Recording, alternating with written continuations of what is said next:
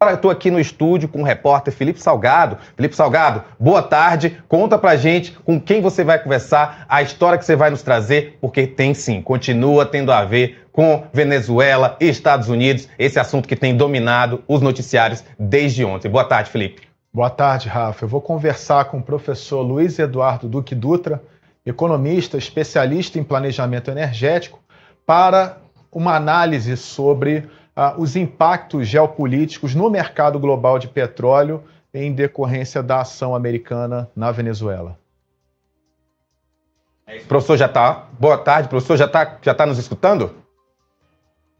Estou escutando. Pergunto a vocês se todo mundo está ouvindo bem. Todo mundo ouvindo bem. Vou deixar aqui o senhor conversar com o Felipe. Daqui a pouco a gente volta também aqui para o estúdio. Felipe, é com você. Obrigado, Rafa. Boa tarde, professor. É um prazer recebê-lo aqui. Eu quero começar a nossa conversa colocando alguns fatos em perspectiva. A Venezuela tem a maior reserva de petróleo do mundo, com cerca de 300 bilhões de barris.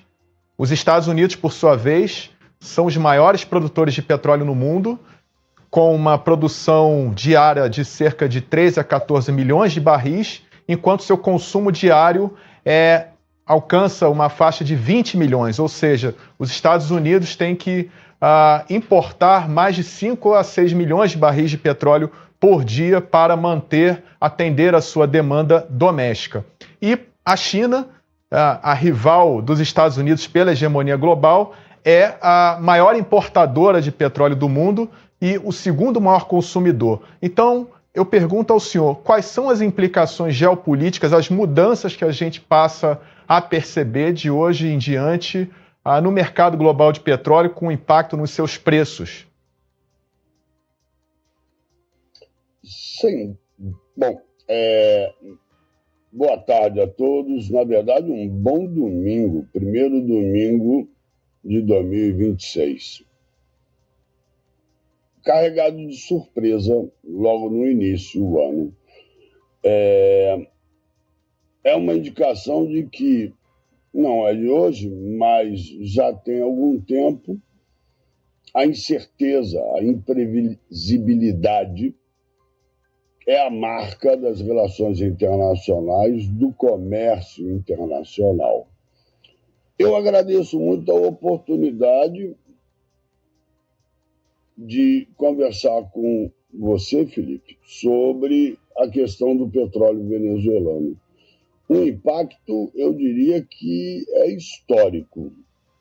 Sem dúvida nenhuma, o evento tem uma conotação política, tem uma conotação geopolítica e tem uma conotação econômica. Eu vou ficar, se vocês me permitirem, no ponto de vista histórico e econômico. E já para responder a tua pergunta de uma forma direta, o impacto imediato é uma maior volatilidade do preço no mercado internacional. Em termos mais claros, as subidas e descidas do preço do petróleo bruto deverão ser ainda maiores. Essas oscilações em torno da média deverão aumentar ainda mais, sabendo que, e esse é um ponto importante, nos últimos 15 anos, essas oscilações, aí eu vou usar o termo técnico, a volatilidade do preço do petróleo só fez aumentar. Sabendo que o petróleo é o principal energético até hoje, isso coloca em questão uma série de fatores. Mas, de novo, voltando à sua pergunta, o impacto é um aumento da volatilidade. E, se você considera 300 a 400 mil barris por dia, talvez 500 mil barris por dia, subtraídos do mercado, isso quer dizer um aumento imediato do preço. Tudo vai depender, evidentemente, de qual vai ser a reação da Arábia Saudita e de seus aliados, de forma que eles consigam administrar o preço, tendo em vista a incerteza da oferta venezuelana, pelo menos nos próximos, eu diria, 3, 4, 10 dias. Apesar de ter as reservas provadas, as maiores do mundo, a indústria petrolífera venezuelana ela sofre há muito tempo com uma deterioração acelerada, falta de investimentos, uma infraestrutura em colapso. Prova disso é que a produção total de petróleo venezuelana, que beira ali 700 mil barris dia, ela está muito aquém do potencial de suas reservas. Então eu pergunto ao senhor, com a entrada de empresas americanas, a Chevron, por exemplo, uma das maiores petrolíferas privadas do mundo, empresa americana que já opera na Venezuela, o senhor acha que vai levar quanto tempo, num horizonte de médio prazo, para que se possa reativar a indústria venezuelana e ela volte a produzir a ponto de ter um impacto estrutural no preço do petróleo? Boa pergunta, Felipe, porque você tem, eu diria, algumas camadas de resposta. Primeiro, é verdade que a produção venezuelana está muito aquém do que foi no passado. A Venezuela foi, por 2 ou 3 décadas, a maior produtora de petróleo do mundo. Década de 30, década de 40, até a década de 50, chegou a produzir quase 4 milhões de barris por dia. Agora, ainda há pouco tempo, mas há 10, 12 anos, produzia 2,7 milhões de barris por dia. Hoje, como você disse, produz só 700 mil. É um país que, quando nós falamos, exemplificamos um conceito fácil de entender, do Adam Smith, é o mal da abundância. O mal da abundância é aquele que o Brasil viveu no ciclo do pau-brasil, da cafeicultura, da borracha, do cacau, e a Colômbia, e a Argentina, e a América Latina. Todos foram países que viveram o mal da abundância. O fato de um país ter uma vantagem comparativa em termos de custos de produção em relação aos demais faz com que aquele negócio assuma uma posição não só de protagonista, mas de dominação total. E daí vem os ciclos extrativos. Não à toa são atividades de extração de recursos naturais, minerais, hidrocarbonetos, agrícolas, florestais, que sejam. Esse é o mal da abundância. E é o exemplo típico do que ocorreu na Venezuela. Principalmente entre 2013, 2012 e hoje. É um país onde exatamente não só toda a economia gira em torno do petróleo, mas também os investimentos no setor recuaram em demasia. Tem um segundo fator que é importante colocar, desculpa se eu me estendo um pouco, mas é importante colocar alguns pontos que são fundamentais para o entendimento da posição venezuelana. Sem dúvida nenhuma, a maior reserva de petróleo do mundo. Mas tem uma questão fundamental que é a qualidade desse petróleo. Esse petróleo, ele é um petróleo pesado e ele é um petróleo ácido. Ou seja, é um petróleo com grau API muito baixo, 16, 15, 17 graus, e com muito enxofre. Esses dois elementos contribuem para um custo de refino e de produção muito elevado. Isso é minerado, né, professor? Oi? É um petróleo que, por assim dizer, ele tem que ser minerado, né? Não é que nem um petróleo saudita, um petróleo leve, que tem um maior valor comercial. Exatamente. Ele é um petróleo de baixo valor comercial, correto?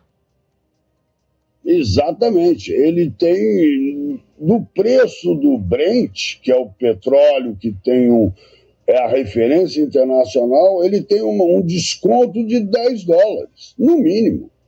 E quanto mais pesado e mais ácido, maior esse desconto. Bom, volto a dizer, essa é uma questão importante. E principalmente quando você compara, por exemplo, por que a Arábia Saudita é capaz hoje de, evidente, ela produz 10 milhões de barris por dia, ou perto disso, e ela é capaz de administrar o preço do petróleo internacional. E por que essa é uma questão que liga à tua questão anterior, por que hoje a estabilidade do preço tem de contar com a Arábia Saudita? Não tenha dúvida disso. Agora, por quê? Porque é ela que tem capacidade de aumentar a produção rapidamente e compensar uma ruptura da oferta da Venezuela, que é o imediato que pode ocorrer. E como você disse, a produção futura, o incremento futuro da produção decorre de investimentos que só serão feitos se o capital americano, Chevron, Exxon, que está ali do lado, na Guiana, se interessarem e acharem que tem segurança para obter um retorno. Hoje, eu diria que essa perspectiva está se desenhando. Aliás, esse foi explicitamente o objetivo econômico do Trump ao fazer a operação ontem. Ele tem o petróleo venezuelano como fundamental para a sua política energética. Por mais paradoxal que ela pareça. Eu quero trazer o debate aqui para o Brasil. Você acabou de citar a Guiana, que fica ali ao lado da Venezuela, né? E você tem empresas americanas explorando e produzindo petróleo naquela região. E o Brasil, por sua vez, tem o potencial petrolífero no Arco Norte, né? A Petrobras ela acabou de receber autorização do IBAMA para realizar pesquisas de petróleo na margem equatorial, na bacia da Foz do Amazonas, onde ela pretende perfurar um poço pioneiro para verificar a existência e a viabilidade de produzir petróleo naquela região. E aí eu coloco uma questão para o senhor. Se o capital americano encontrar refúgio na Venezuela, pode ser que os investimentos na margem equatorial despertem menos interesse no capital internacional? Deixa eu... encaixa com a pergunta anterior e eu queria exatamente prosseguir na resposta. Qual foi? Em quanto tempo nós retomaríamos o capital petrolífero norte-americano teria condições de retomar a produção de forma significativa na Venezuela, sabendo que petróleo é um negócio de longo prazo, onde a maturação dos investimentos demora e que há um sucateamento do capital instalado na Venezuela. Tomando tudo isso em consideração, eu diria de 3 a 6 anos. Claro, em 2 anos você pode ter algum aumento de 100 mil barris por dia, talvez um pouco mais em 18 meses, 200 mil. Mas para você superar 1 milhão, 1,5 milhão, você precisa de 3 a 6 anos. Redesenvolver campos. A vantagem é que você tem a localização e o que precisa fazer. O risco geológico é muito menor. Então, esse é, sem dúvida nenhuma, a vantagem hoje da iniciativa americana na Venezuela, se ela ocorrer. Então, esse é um ponto importante. 3 a 6 anos, o capital americano, com a agilidade que ele tem, ele incorporaria para o abastecimento do país reservas fundamentais.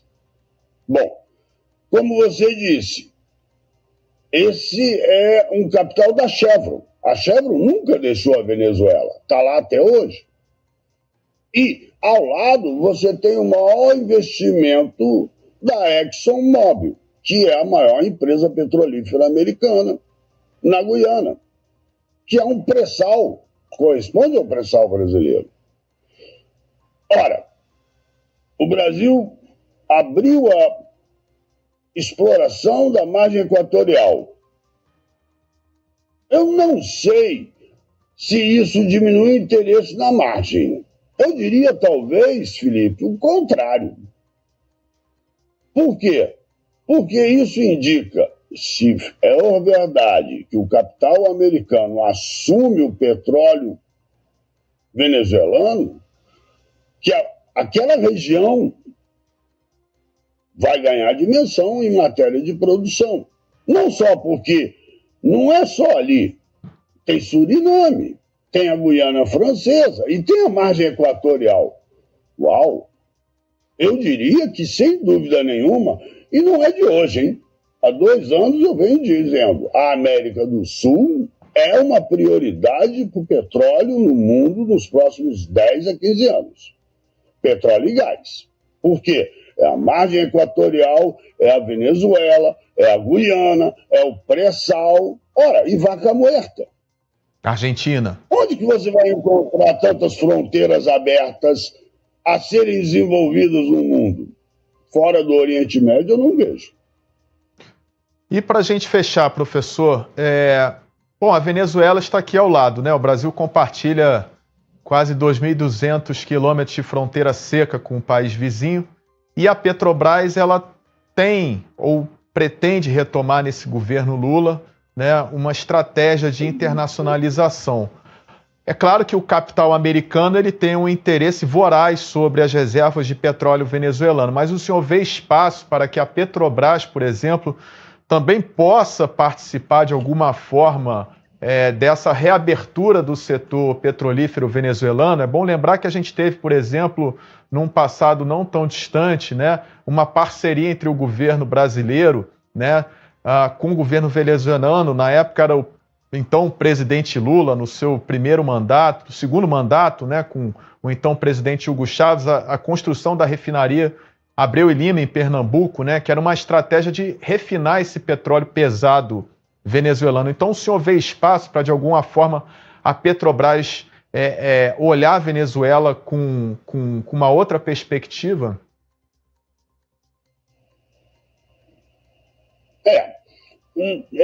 Isso depende muito da Petrobras. Sem dúvida nenhuma, a Petrobras tem hoje uma busca por novas províncias exploratórias, não só a margem equatorial, mas a gente sabe, informações que ela olha a costa oeste africana, o próprio Golfo do México, e sem dúvida nenhuma, a Venezuela estando do lado, seria uma perspectiva para a expansão do capital, e eu não diria só da Petrobras, mas do capital petrolífero brasileiro que surgiu, que se consolidou nos últimos 20 a 30 anos, ela pode estar dentro de uma perspectiva, de uma estratégia do capital petrolífero. Eu repito, o que importa aqui é a noção da região. E aí vem uma questão que nós não colocamos e o que eu acho fundamental. A questão do petróleo é nosso, do nacionalismo e do petróleo. A questão de que nós estamos falando de defesa nacional, nós estamos falando de um mundo onde a segurança militar, a segurança do abastecimento, a segurança da alimentação, a segurança energética, são atributos fundamentais para o estabelecimento de uma política nacional. Eu acho que o ponto fundamental aqui é menos a Petrobras. A Petrobras ela vai encontrar, sendo um capital petrolífero, o bom caminho e vai saber se aproveitar do que ocorrer na margem equatorial, inclusive na Venezuela e na Colômbia. Lembre-se que a Petrobras descobriu uma reserva de gás na Colômbia, que é a maior da Colômbia. Então, há uma perspectiva de atuação da Petrobras na região América do Sul que é evidente. E ela pode se aproveitar disso. A minha preocupação é geopolítica. E diz respeito exatamente ao país e à segurança militar, a segurança alimentar, a segurança energética que o Brasil pode dispor num mundo onde, como foi dito no comentário anterior sobre as relações internacionais e a ciência política, num mundo onde o presidente de uma grande potência decide sequestrar um presidente. Vai ter de refletir sobre tudo e pensar que o paradigma é completamente outro. Professor, eu quero agradecer pela sua participação e desejo-lhe uma boa tarde. Um bom 2026 para todos, por favor. Apesar dos riscos e das mudanças, encaremos como uma oportunidade. Tá certo. Obrigado pelo convite, Felipe.